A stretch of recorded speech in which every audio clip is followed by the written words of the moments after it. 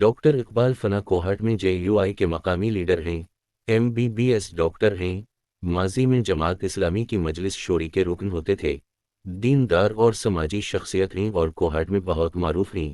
یہ اپریل 21 کے ضمنی الیکشن میں PK91 کوہاٹ سے JUI کے امیدوار تھے۔ کوہاٹ کا یہ حلقہ JUI کی امانت کہلاتا ہے۔ یہاں سے 2013 اور 2018 میں بھی JUI کے امیدوار منتخب ہوئے تھے، چنانچہ ڈاکٹر اقبال کی جیت کا امکان تھا، لیکن الیکشن سے چند دن قبل مولانا فضل الرحمان کی ہدایت پر ڈاکٹر اقبال فنا نے اپنے کاغذات واپس لے لیے اور یہ حلقہ سنی اتحاد کونسل کے امیدوار داؤد شاہ کے لیے کھلا چھوڑ دیا گیا۔ یوں اپریل 21 کو سنی اتحاد کونسل گھوڑے کے نشان پر 22,998 ووٹوں سے کوہاٹ سے جیت گئی۔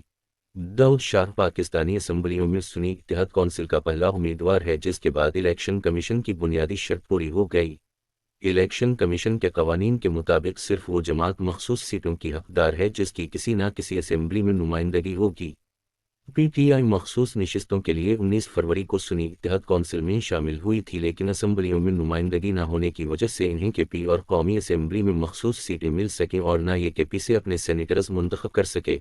سنی اتحاد کونسل نے اب KP اسمبلی میں سیٹ حاصل کر لی ہے، جس کے بعد الیکشن کمیشن کی شرط پوری ہو چکی ہے اور یہ اب مخصوص سیٹیں بھی حاصل کر سکے گی اور KP اسمبلی سے اپنے سینیٹرز بھی منتخب کرا لے گی اور اسے وہ تمام آئینی اور قانونی حقوق بھی مل جائیں گے جس سے یہ اب تک محروم تھی، اور یہ عمران خان کے لیے موجودہ سیٹ اپ میں پہلا NRO ہے اور یہ NRO انہیں ریاست کے ساتھ ساتھ مولانا فضل الرحمان نے دیا۔ مولانا اگر سنی اتحاد کونسل کے مقابلے میں اپنا امیدوار نہ بٹھتے تو سنی اتحاد کونسل کوہاٹ سے کامیاب ہو سکتی اور نہ یہ اسمبلی میں اپنی پہلی نشست حاصل کر سکتی، اور اگر اسٹیبلشمنٹ بھی PTI کو رعایت نہ دیتی، یہ کوہاٹ میں اپنی آنکھیں بند نہ کرتی، تو بھی سنی اتحاد کونسل کا گھوڑا، یہ پارٹی کا انتخابی نشان ہے، اسمبلی نہیں پہنچ سکتا تھا۔ چنانچہ یہ سیٹ اسٹیبلشمنٹ اور مولانا فضل الرحمان کی دین ہے اور یہ وہ سیاسی رعایت اور لین دین تھا جس کا ذکر پچھلے ایک ماہ سے ہو رہا ہے اور جس کے بارے میں کہا جا رہا تھا عمران خان سے رابطے ہو رہے ہیں اور عنقریب کوئی درمیان کا راستہ نکل آئے گا، اور وہ راستہ نکل آیا۔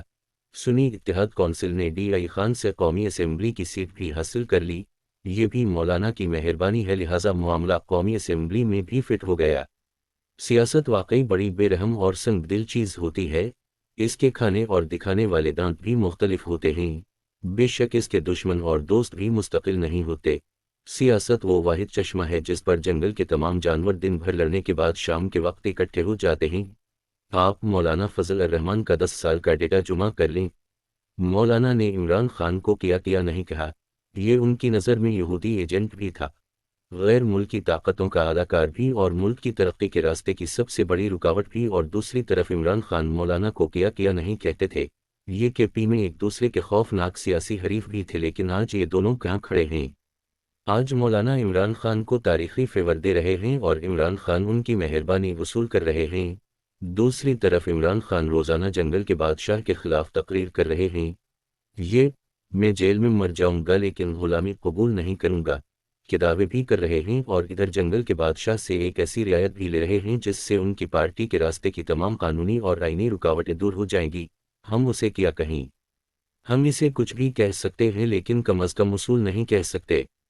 ہمیں اس کے ساتھ ساتھ یہ بھی ماننا ہوگا سیاست میں اصول مکمل طور پر فوت ہو چکے ہیں اور تمام سیاسی جماعتوں کا اب صرف ایک ہی اصول ہے اور وہ ہے اقتدار، اور جس پارٹی کو یہ مل جائے گا وہ اسٹیبلشمنٹ کی پارٹی ہوگی، اور جو اس سے محروم ہوگی وہ اینٹی اسٹیبلشمنٹ ہو جائے گی، اور یہ اس وقت تک اینٹی اسٹیبلشمنٹ رہے گی جب تک اسے اقتدار کا موقع نہیں دیا جاتا۔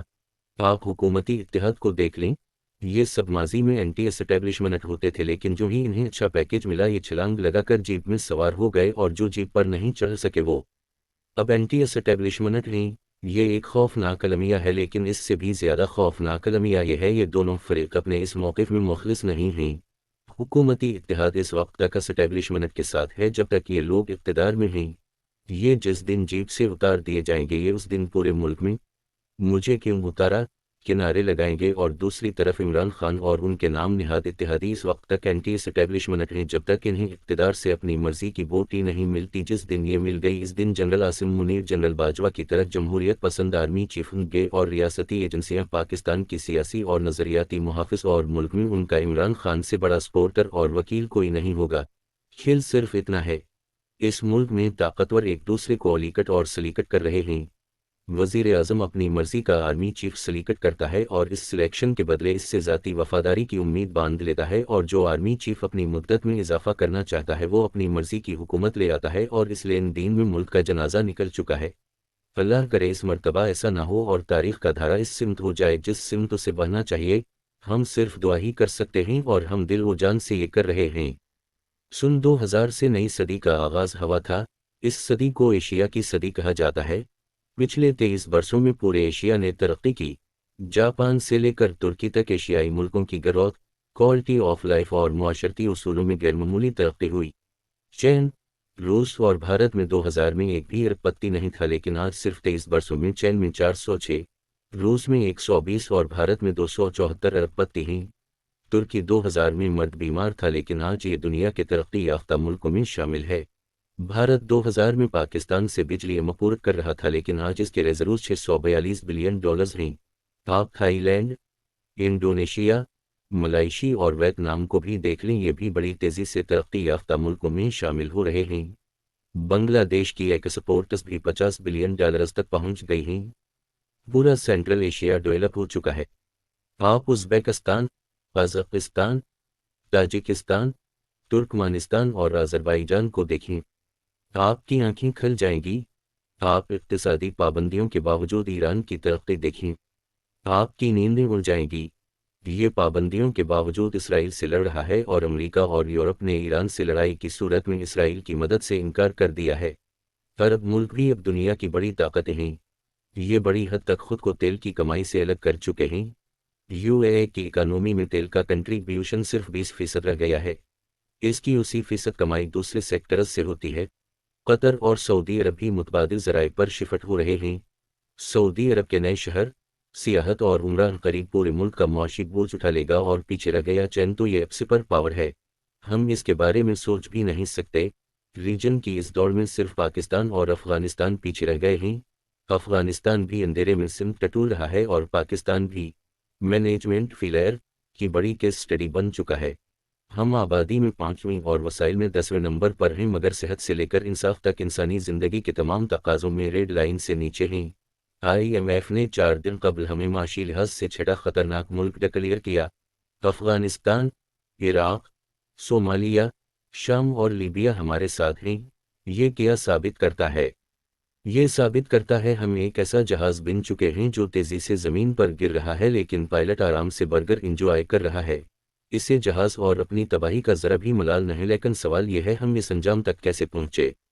सिर्फ एक जवाब है, हमने अपनी ज़ात को मुल्क से ज़्यादा अहमियत दी, और हम अब इस करबनाक अंजाम से कैसे बच सकते हैं इसका भी सिर्फ एक ही जवाब है, हमें मुल्क को अपनी ज़ात से ज़्यादा अहमियत देना होगी, और इसका सिर्फ एक ही फार्मूला है। मुल्क में फौरी तौर पर हर कस्म की एक्सटेंशन पर पाबंदी लगा दी जाए ताकि ये दरवाज़ा हमेशा के लिए बंद हो जाए। हम इसके बाद 100% जेन्युइन इलेक्शन कमीशन और इलेक्शन सिस्टम लेकर आएँ, और फिर जजों की तकर्रुरी का निज़ाम ठीक कर दें और इन्हें हर कस्म की आज़ादी दे दें।